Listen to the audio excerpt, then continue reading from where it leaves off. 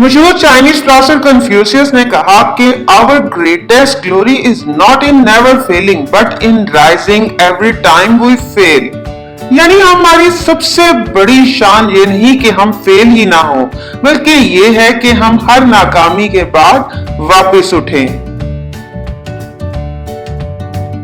Welcome to Info TV 210।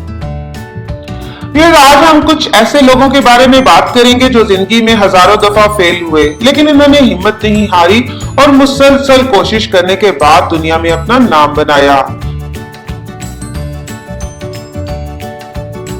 फिर दुनिया के फेमस फुटबॉलर मेसी की उम्र जब 11 साल थी तो इसको GHD नामी बीमारी डायग्नोज हुई, यानी ग्रोथ हार्मोन डेफिशिएंसी। इस बीमारी में इंसान के जिस्म में कम हार्मोन पैदा होते हैं और इसकी बॉडी कम और स्लो ग्रो करती है।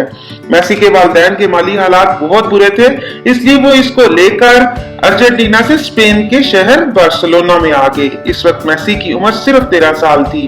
बार्सिलोना में इसका इलाज भी हुआ और साथ ही इसके फुटबॉल के शौक में भी इजाफा हुआ। मेसी का कद भी GHD वाली बीमारी की वजह से छोटा था और इस वजह से फुटबॉल खेलते हुए लोग इसका मजाक उड़ाते थे, लेकिन इसने हिम्मत ना हारी और एक दिन दुनिया के अजीम तरीन फुटबॉलर में अपना नाम लिखवाया। अब्राहम लिंकन ये अमेरिका के मशहूर तरीन प्रेसिडेंट में से एक थे, जिन्होंने अमेरिकी सिविल वॉर लड़ी और जीती।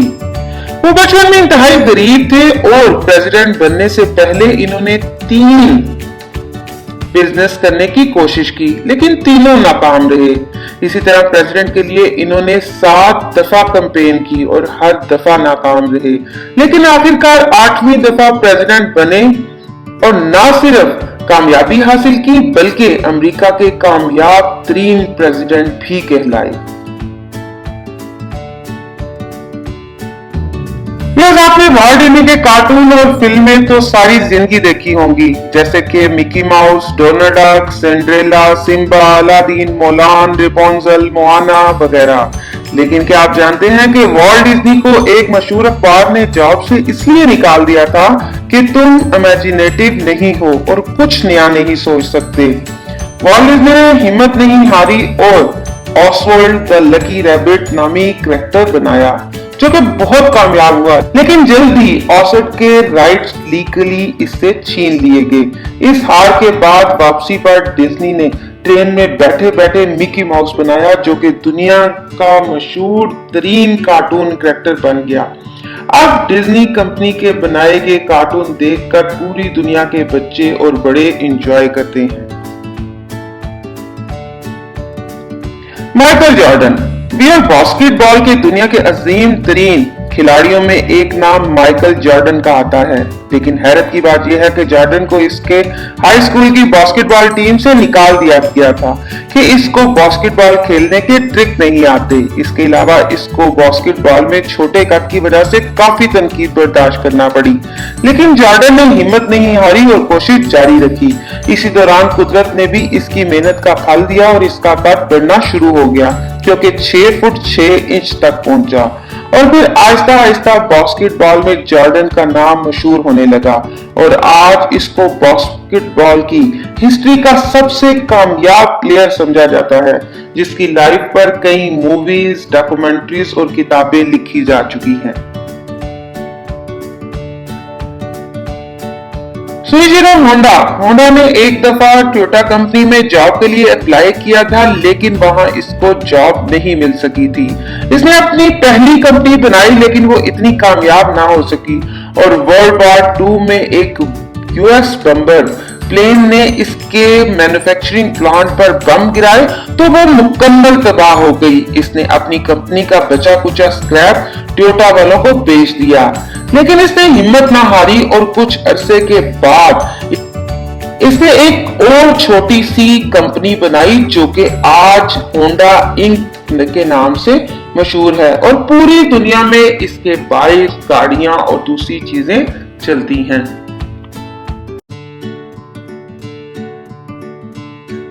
अगर आपने Jurassic Park, Indiana Jones, Saving the Private Ryan, Adventure of Tintin और ब्रिज ऑफ स्पाइस जैसी मूवीज देखी हैं तो आपको मालूम होगा ये सब स्टीवन स्पिलबर्ग ने बनाई हैं। लेकिन क्या आपको मालूम है कि स्पिलबर्ग, जो कि अब दुनिया के चंद मशहूर तरीन फिल्म डायरेक्टर में से एक है, वो यंग एज में कई दफा कैलिफोर्निया यूनिवर्सिटी के फिल्म स्कूल में दाखिला लेने की कोशिश की, लेकिन हर दफा इसको दाखिला नहीं मिला क्योंकि इसके मार्क्स कम थे और इसको डिस्लेक्सिया की बीमारी भी थी, जिसकी वजह से समझा जाता था कि वो फिल्म इंडस्ट्री में कभी कामयाब नहीं हो सकता।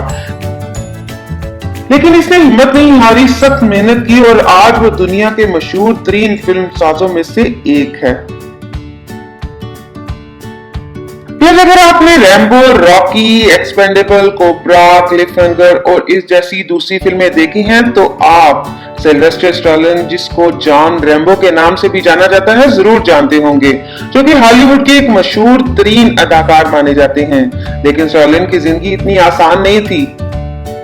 वो जब पैदा हुए तो नर्स ने गलती से इसके फेस की कुछ नर्व काट दी, जिसकी वजह से वो सारी जिंदगी हकला कर बोलते थे और इसका चेहरा लटका हुआ रहता था।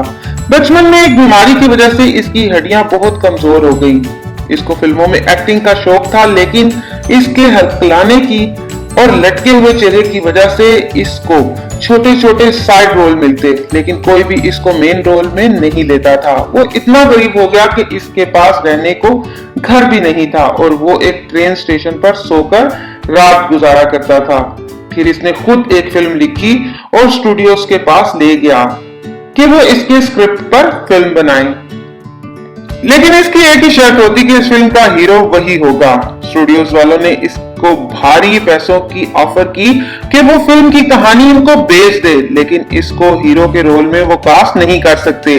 स्टैलोन ने इनकार किया और डटा रहा कि फिल्म का हीरो वही होगा और वो फिल्म का स्क्रिप्ट नहीं बेचेगा। आखिरकार स्टूडियो वाले मान गए और इस तरह हॉलीवुड की एक शाहकार फिल्म रॉकी बनी, जिसने पूरी दुनिया में तहलका मचा दिया और रैम्बो को भी मशहूर तरीन हीरो बना दिया। इस तरह रैम्बो ने मेहनत करके अपनी गलतियों और मसाइल पर काबू पाया और आज तक एक मशहूर तरीन एक्टर बना रहा। हो या कैंसर का इलाज करने के लिए रेडियोथेरेपी, इनमें ऐसे एलिमेंट इस्तेमाल होते हैं जिनसे रेडियो एक्टिव रेज निकलती हैं। तो व्यूअर्स, ये रेज निकालने वाले एलिमेंट में कई को डिस्कवर करना और इनका मेडिकल और दूसरी फील्ड में इस्तेमाल करना मैरी क्यूरी की वजह से हुआ था, जो कि दुनिया की वाहिद शख्स है जिसको साइंस की दो मुख्तलिफ फील्ड यानी फिजिक्स और केमिस्ट्री में नोबेल प्राइज मिला और पहली खातून है जिनको नोबेल प्राइज मिला। लेकिन मैरी क्यूरी की जिंदगी इंतहाई मुश्किल थी। वो छोटी थी तो माली मुश्किलात की वजह से इसको लोगों के घरों में काम करना पड़ा। जब पेरिस पढ़ने आई तो वहां भी बहुत मुश्किल हालात में वक्त गुजारा। हालात इतने खराब थे कि सर्दियों में अपने कमरे को गर्म रखने के लिए इसके पास पैसे नहीं होते थे और ना ही खाने पीने के लिए, और कई दफा वो भूख की वजह से बेहोश हो जाती थी। इन मुश्किलात में इसने अपना काम जारी रखा और आखिरकार डिग्री मुकम्मल करके इसने साइंस की दुनिया में इनकलाब बर्पा कर दिया। इसको औरत होने की वजह से जगह जगह पर तंग किया गया, लेकिन इसने हिम्मत नहीं हारी और आज पूरी दुनिया इसकी अजमत को सलाम करती है। इसकी जिंदगी पर कंप्लीट वीडियो भी इस चैनल पर मौजूद है।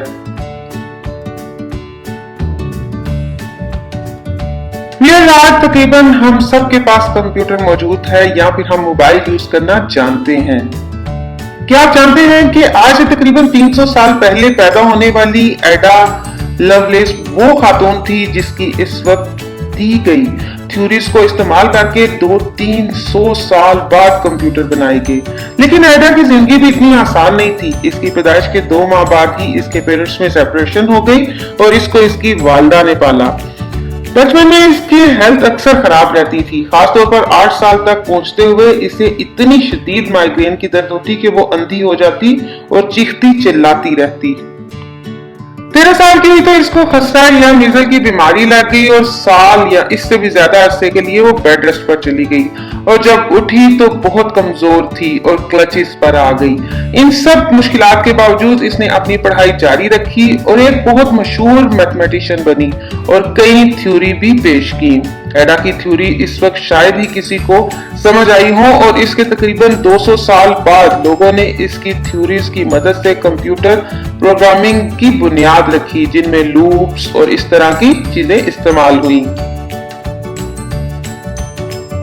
फिर अगर आप अपने घर में बिजली इस्तेमाल कर रहे हैं तो वो निकोला टेस्ला की इन्वेंशन की वजह से है, क्योंकि इसने एसी यानी अल्टरनेट करंट डिस्कवर किया।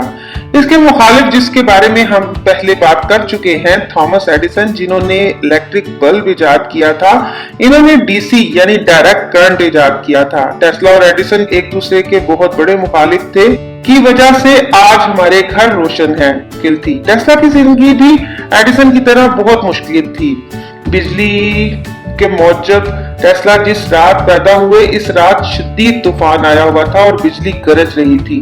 डॉक्टर ने इस वक्त कहा था कि ये एक मनहूस बच्चा है और इसकी वजह से दुनिया में तारीकी फैलेगी और अंधेरा छाएगा। हालांकि इसके बिल्कुल उलट हुआ, लेकिन ये मनहूस वाली बात की वजह से सब इससे डरते थे और इसकी जिंदगी काफी मुश्किल थी।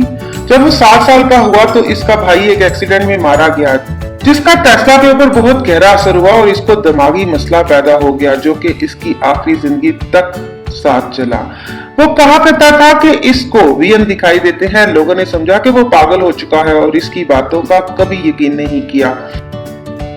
मेरे बारे में वो कहा करता था कि इनमें इसको मुख्तलिफ इन्वेंशंस और टेक्नोलॉजिकल एडवांसमेंट नजर आती हैं। लोग इसको पागल समझते थे, लेकिन वही टेस्ला एक दिन ऐसी इन्वेंशन कर गया कि अभी भी यूएस गवर्नमेंट ने टेस्ला के किए गए एक्सपेरिमेंट और इसकी इन्वेंशन को दुनिया से छुपाया हुआ है और सिर्फ कुछ ही इन्वेंशन है जो हमें मालूम है, जैसा कि एसी करंट, रेडार, वायरलेस वगैरह।